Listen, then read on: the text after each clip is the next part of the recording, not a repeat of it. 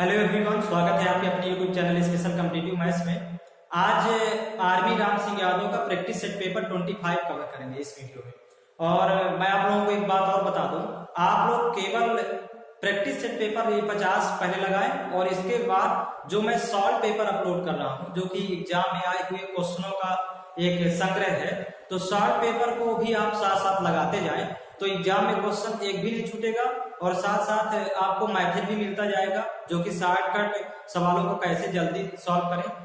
तो इस तरह से करके आपको एग्जाम में बहुत ही बेनिफिट होगा और एग्जाम में क्वेश्चन छूटने वाले नहीं है। इसके पहले आप लोगों को प्रैक्टिस सेट पेपर 1 से और 10 से 11 प्रैक्टिस सेट पेपर तक रीजनिंग भी आपको मिला होगा, तो रीजनिंग वाले भी मैं वीडियो अपलोड कर दिया हूं, तो आप देख सकते हैं।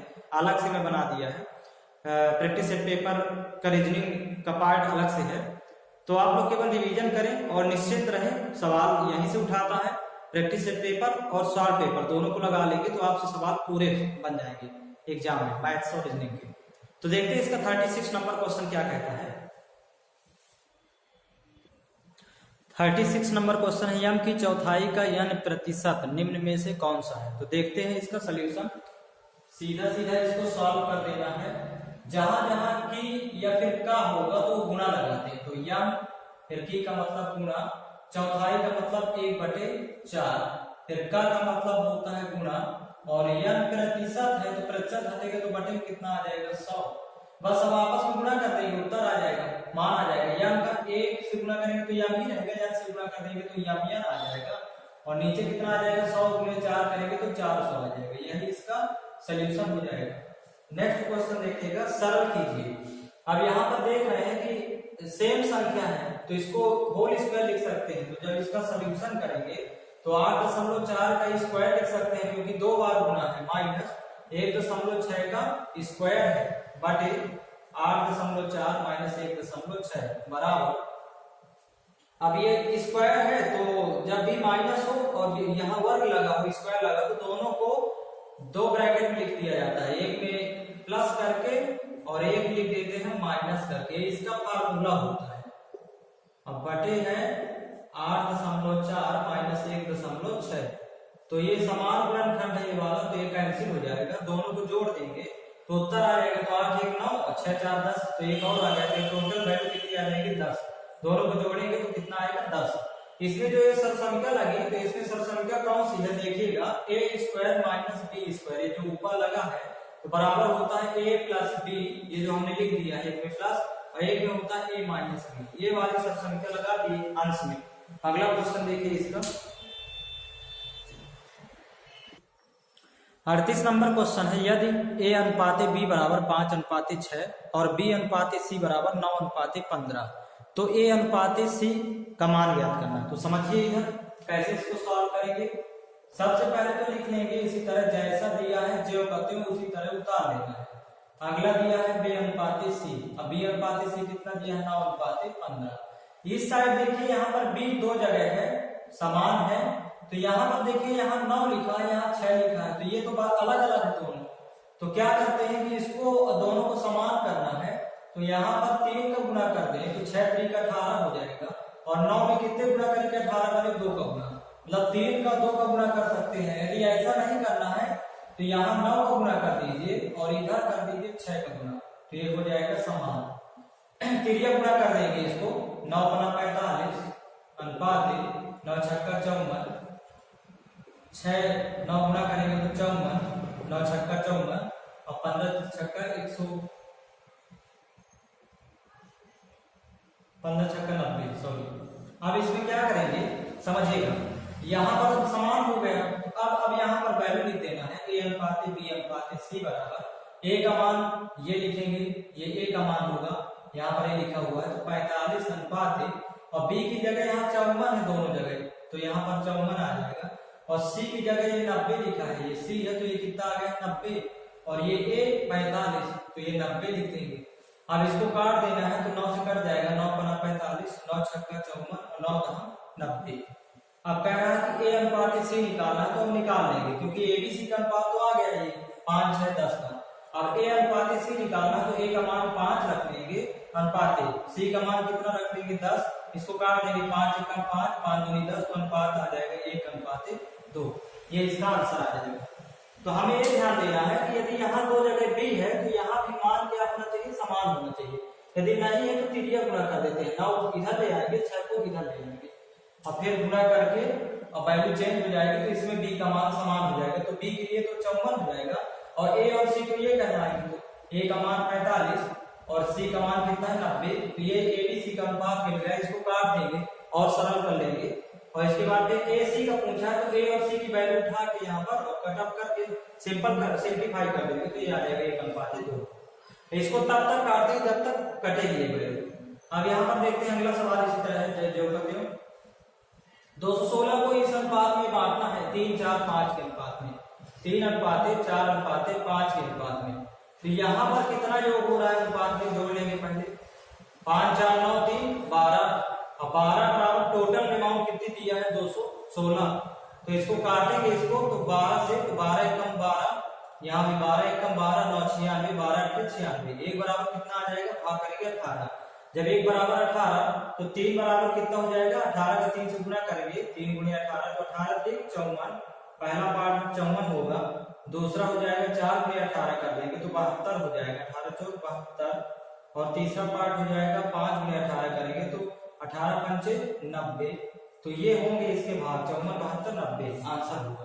अगला सवाल देख लेते हैं।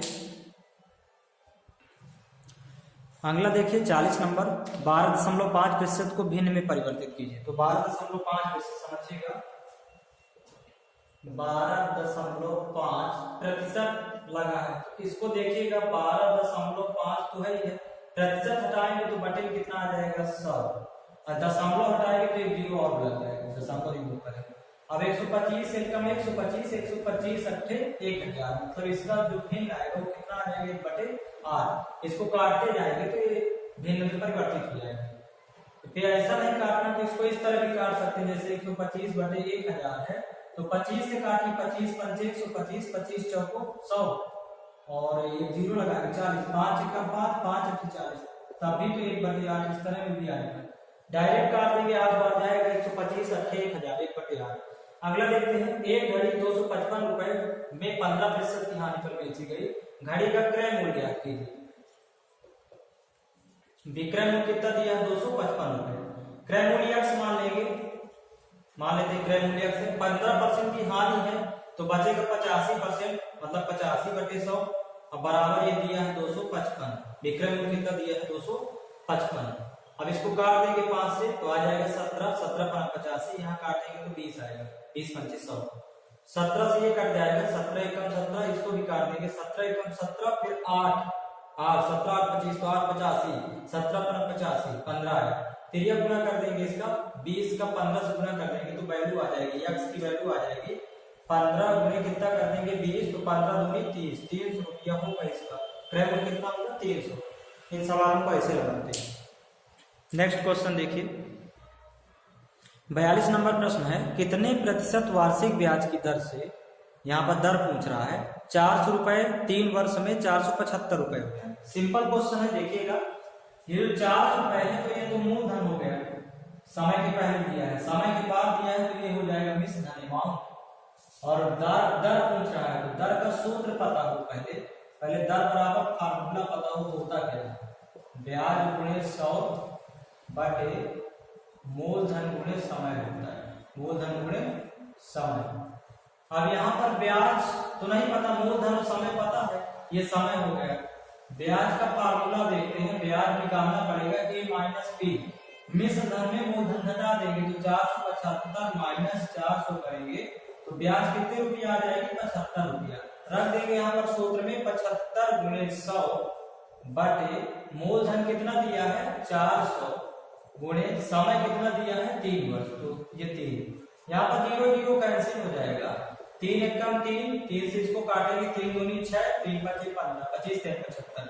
अब 25 भागे 4 है तो देखेंगे 25/4 का मतलब कितना हो जाएगा, 4 एकम 4, 4 6 24, फिर 1 बचा 10 हुआ, 4 दूनी 8 और 4 पंचे 20, तो लगभग 6.25% होगी, 6.25%। ये तो इसका सॉल्यूशन हुआ। अगला प्रश्न देखिएगा, एक बेलन का आयतन ज्ञात कीजिए जिसकी ऊंचाई और आधार की त्रिज्या, ऊंचाई दिया है 21 सेंटीमीटर और त्रिज्या दिया है 2 सेंटीमीटर। बेलन का आयतन का सूत्र पता हो तो देखिए, बेलन का आयतन का सूत्र, आयतन बराबर होता है पाई आर स्क्वायर एच। पाई का मान कितना 22/7 इंटू आर स्क्वायर, ये है आर और ये है एच, ये वैल्यू है एच, तो ये आपको रख देना है। तो पाई आर स्क्वायर का मतलब 2 गुणे 2, क्योंकि आर स्क्वायर करेंगे भी 2 का स्क्वायर गुणे एच का मान कितना है 21, 7 एकम 7, 7 3 21। तो यहाँ पर अब आपस में गुणा कर देंगे तो 22 और गुणे 3 दूनी 6, तो 22 6 132 दूनी 264। यहाँ पर वैल्यू कितनी आएगी जब 22 2 और 3 का गुणा करेंगे 264 सेंटीमीटर स्क्वायर क्यूब हो जाएगा, क्योंकि आयतन निकाला है सेंटीमीटर क्यूब होगा, तो ये इसका आंसर हो जाएगा 264 सेंटीमीटर क्यूब। नेक्स्ट क्वेश्चन देखिए इसका 44 नंबर प्रश्न, ए और बी मिलकर एक काम को 16 दिन में कर सकते हैं और ए अकेला उस काम को 24 दिन में कर सकता है, तो बताइए बी अकेला उस काम को कितने दिन में करेगा। टेबल में इसको वैल्यू को पुट कर देंगे, टेबल में time into speed total work, पहले एक टेबल बनाएंगे। तो देखिएगा ए और बी ये दिया है अकेले अकेले, और यदि मिल के करेंगे तो ए प्लस बी, इतना टेबल बना के वैल्यू रख दीजिए। कह रहा है ए और बी मिलकर एक साथ 16 दिन में करते, तो यहाँ पर टाइम के सामने लिख देंगे 16, और कह रहा है कि ए अकेला उस काम को 24 दिन में करते, तो यहाँ पर लिख देंगे इसका 24। अब बस बी अकेला कितने दिन में करेगा, यहाँ पर पूछ रहा है, यहाँ पर तो पता ही नहीं है, तो 16 24 का एलसीएम लेंगे, 24 16 का एलसीएम तो आ जाएगा 48, तो टोटल वर्क कितना आ जाएगा 48, एलसीएम आप निकालेगा 48 आएगा। अब कह रहा है टाइम और स्पीड का गुणा करते हैं तो टोटल वर्क आ जाता है, time into speed total work, तो ये टाइम 24 है, स्पीड कितना गुणा कर देंगे 48 आ जाए तो 2, तो एक की स्पीड तो 2 हो गई। यहाँ दोनों की कुल स्पीड कितनी होगी, तो 16 में कितना करेंगे 3, 16 दिया 48, टाइम इंटू स्पीड, ये दोनों की कुल स्पीड हो गई। तो एक की स्पीड 2 है तो दूसरे की स्पीड कितनी रख देंगे 3 आ जाए, क्योंकि दोनों की कुल स्पीड 3 है। जब एक की 2 है तो यहाँ 1 रखना पड़ेगा, यहाँ क्या रखेंगे अपने से 1 रखेंगे, क्योंकि 2 और 1 3, टोटल स्पीड तो 3 होती है, तो इसकी स्पीड 1 है और टोटल वर्क 48 है, तो यहाँ पर भाग कर देंगे 48/1, तो कितने दिन लगेगा अकेले 48 दिन, उत्तर आ जाएगा 48। क्योंकि जब टाइम निकालना होता है तो टाइम का फार्मूला होता है time equal to total work upon क्या होता है speed, total work upon speed. Total work 48 है, स्पीड इसकी कितनी हो गई, स्पीड के सामने लिखा है, भाग कर देंगे 48/1 तो 48 हो जाएगा। तो यहाँ पर ध्यान दीजिएगा, ये 3 का गुणा करना पड़ेगा, 16 दिया 48, यहाँ 3 हो जाएगी, दोनों की कुल स्पीड 3, एक की स्पीड 2 आ गई, 24 दूनी 48, तो बी की स्पीड हो जाएगी 1, क्योंकि दोनों की कुल स्पीड 3 होती है, तो एक ये अपने से, आपको यहाँ पर ध्यान रखिएगा, इस पर फोकस करेंगे, एक अपने से रखेंगे। नेक्स्ट क्वेश्चन देखिए 45 नंबर प्रश्न है, एक वर्गाकार खेत का परिमाप 100 मीटर है तो उसका क्षेत्रफल क्या होगा। समझिएगा इसको कैसे सॉल्व करेंगे। अब एक वर्गाकार खेत का परिमाप दिया है, तो देखिएगा मतलब वर्ग का ही परिमाप है, वर्गाकार खेत है, तो यहाँ पर क्या लिखेंगे वर्ग का परिमाप बराबर, पहले लिखेंगे वर्ग का परिमाप बराबर कितना हो गया 100 मीटर। अब समझिएगा वर्ग का परिमाप होता है 4 गुणे भुजा, मतलब 4a होता है, बराबर कितना 100, 4 से इसको काट देंगे, 4 एकम 4 कट जाएगा, ये भी 4 से 4 दूनी 8, 4 पंचे 20, क्योंकि 25 चौको 100, तो भुजा कितनी आ गई 25 मीटर।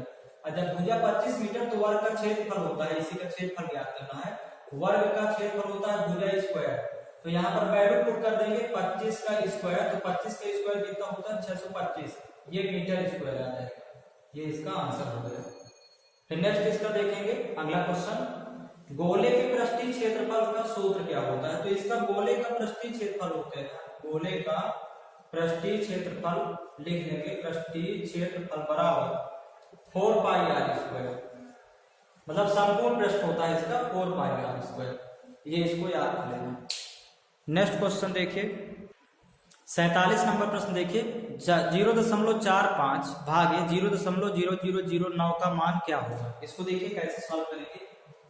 यहाँ पर इसको 0.45 और भाग का मतलब बटे हो जाएगा 0.0009। अब यहाँ पर आपको क्या करना है, इसके बराबर अब एक चीज ध्यान रखना है, यहीं पर सॉल्व कर लेते हैं। दशमलव हटा के यहाँ पर 2 अंक है, तो यहाँ पर केवल 100 का गुणा करेंगे, क्योंकि 2 अंक है तो 1 लिख के 2 शून्य, और यहाँ से दशमलव हटाएंगे तो 1 2 3 4 अंक है, तो यहाँ पर 1 2 3 4 इतने का गुणा कर देंगे अंश में। यहाँ से दशमलव हटाएंगे 4 अंक तो 4 शून्य, 2 शून्य ये कैंसिल हो जाएंगे, 9 से 45 कट जाएगा, 9 1 कम 9, 9 बना 45, तो 5 गुणे 100 करेंगे तो वैल्यू इसका उत्तर कितना आ जाएगा 500। ये इसका सॉल्यूशन होगा। नेक्स्ट देखते हैं, गुणनखंड करना है x स्क्वायर धन 5x धन 6, इसके गुणनखंड करना है कि x स्क्वायर धन 5x धन 6। देखिएगा बीच वाले पद को 2 पदों में बांटना है, जोड़ने पर 5 आए, गुणा करने पर 6 आए, तो 3x और 2x। इसको जब गुणनखंड करेंगे तो x स्क्वायर धन 3x धन 2x, इसको अल्टरनेट चेंज कर सकते हैं, आगे पीछे लिख सकते हैं, प्लस 6। कॉमन क्या है इन दोनों में से, x कॉमन, दोनों से x कॉमन लेंगे तो यहाँ पर x बचेगा और प्लस यहाँ क्या बचेगा 3। मिनिमम पावर है x की, इसलिए x कॉमन ले लेंगे। यहाँ पर क्या कॉमन लेंगे, 2 कॉमन लेंगे तो इतना गुणनखंड बचेगा, तो यहाँ पर ये x बचेगा, जब 2 निकल आएगा तो x बचेगा प्लस 2 त्याई 6। ये देखिएगा ये दोनों समान गुणनखंड है, तो पहले लिख लेंगे x प्लस 3, और जो बाहर वाली संख्या है उसको अगला गुणनखंड बना के लिख देना है, तो ये इसका आंसर आ जाएगा। अगला क्वेश्चन देखिएगा इसका 49 नंबर प्रश्न देखिएगा, एक गोले का पृष्ठीय क्षेत्रफल निकालें जिसका व्यास 4.2 सेंटीमीटर है। अब व्यास तो दिया है, त्रिज्या नहीं दी है, व्यास लिख लेंगे, व्यास दिया है 4.2 सेंटीमीटर, तो त्रिज्या आधी हो जाएगी इसकी, 4.2 का आधा, 2 1 कम 2, 2 दूनी 4, 2 1 कम 2, मतलब 2.1 सेंटीमीटर त्रिज्या होगी। अब गोले का पृष्ठीय क्षेत्रफल, तो यहाँ पर लिखेंगे गोले का पृष्ठीय क्षेत्रफल, यहाँ पर इसका फार्मूला होता है गोले की पृष्ठीय क्षेत्रफल का, सो 4 पाई r स्क्वायर। तो यहाँ पर 4 गुणे, अब पाई की वैल्यू 22/7 गुणे r स्क्वायर, r का मान कितना दिया है 2.1 और गुणे 2.1 2 बार होगा, 7 एकम 7 भाग नहीं जाएगा, पहले तो 7 3 0.3।